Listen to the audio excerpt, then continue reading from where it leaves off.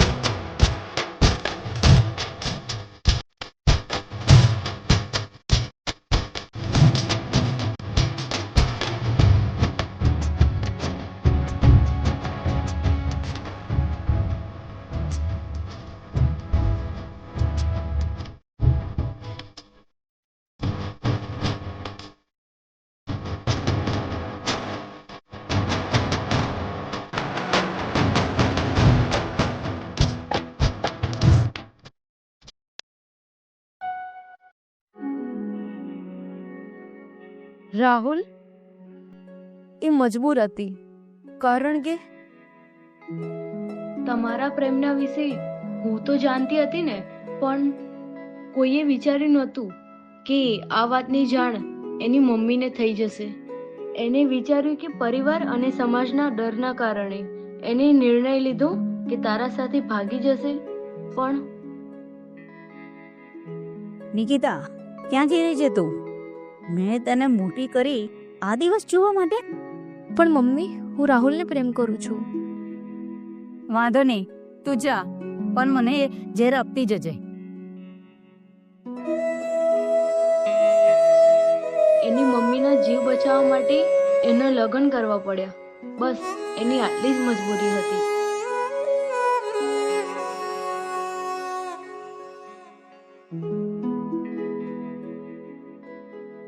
હું તને એ દિવસે સમજાવવા આવી હતી, પણ તે મારી વાત જ ના સમજી.